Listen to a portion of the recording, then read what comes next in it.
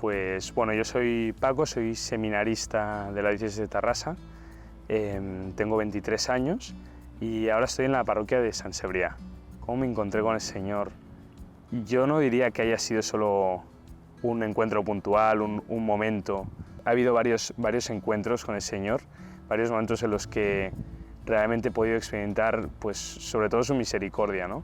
Pero sí que destacaría quizá un encuentro en concreto que fue, yo creo que era el 2015, que fuimos con mi familia, hicimos una peregrinación a Medjugorje, ¿no? Además las circunstancias son especiales porque mi familia en ese momento no podía permitirse ningún viaje, en casa pues las cosas no iban nada bien, no solo económicamente, y entonces en esa situación nos dicen que hay una peregrinación a Medjugorje, que una de las familias se ha dado de baja en el último momento y que nosotros podemos ir, ¿no? Podemos ir y pues pagando muy poco, no sé si nada.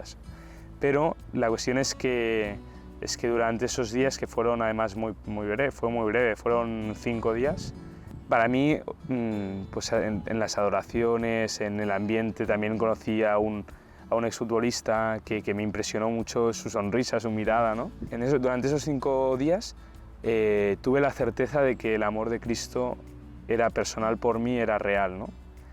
Y ya no he podido dudar nunca más. No he dudado nunca más de ese amor concreto, real, existente por mí, por mi vida, y que además era un amor que conocía mi debilidad, mi pecado, y que me amaba ahí, ¿no? Yo en ese momento estaba adolescente muy triste, ¿no? Pues en casa había una enfermedad que a mí también me sentía culpable y me hacía daño, ¿no? Y luego había mucha tensión, yo estaba muy triste, me sentía muy solo, ¿no? Y en esa situación, pues de tan grave o tan así, pues fue cuando el Señor salió a mi encuentro, ¿no? Y quizá fue en ese momento donde realmente me dejé encontrar por Él, ¿no? Otro encuentro fue cuando con unos amigos fuimos a Jordania de voluntariado y entonces fuimos a unas misiones, ¿no? Durante esos días, fueron pues 21 días, conocimos a misioneros de la zona, ¿no? Entonces venían misioneros de Afganistán, venían de Egipto, de Irak, ¿no?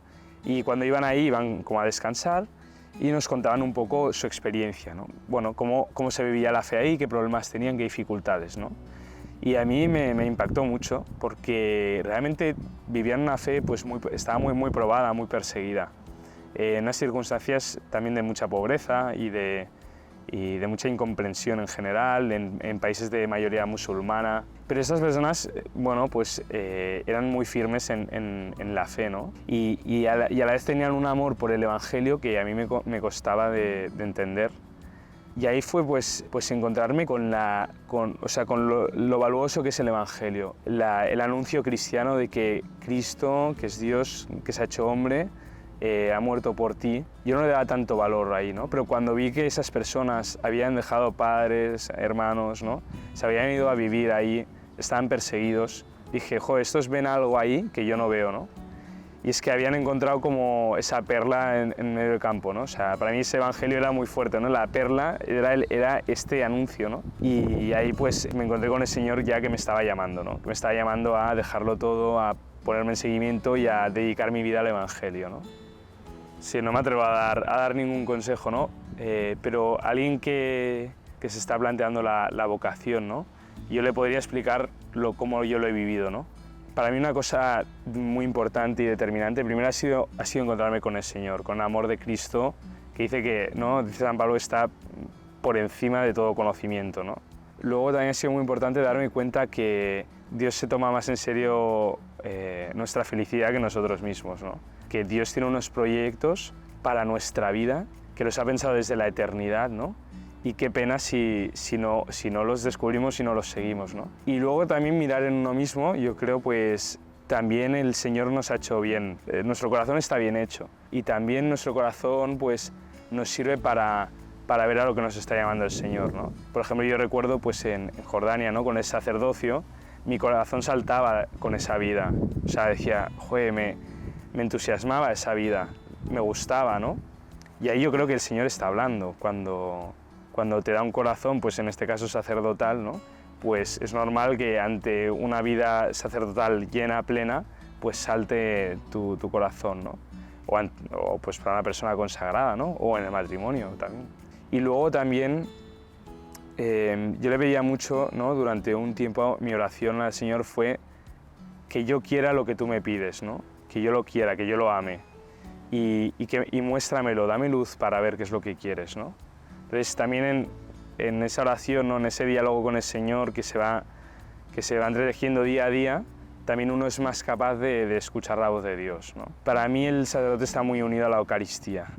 Su vida tiene que ser Eucaristía, ¿no? Tiene que ser la entrega que él hace cuando dice tomad y comed, que esto es mi cuerpo, ¿no? Se une a eso y también lo dice, ¿no? O sea, dice también mi cuerpo, no solo el de Cristo, sino el suyo, ¿no? En unión con Jesús, que se da a todos, ¿no? Para mí la misión más profunda del sacerdote es que los demás puedan ver en él el amor crucificado de Cristo, ¿no? O sea, creo que eso es lo más íntimo, lo más importante, ¿no? Y creo que pasa por un camino pues, de olvido de uno mismo, de realmente querer y desear compartir los sentimientos de Cristo, su vida, ¿no? Entonces es muy bonito porque durante el camino del seminario el Señor te va configurando a Él, ¿no? Y entonces de repente te das cuenta que hay cosas que antes te disgustaban mucho, ¿no?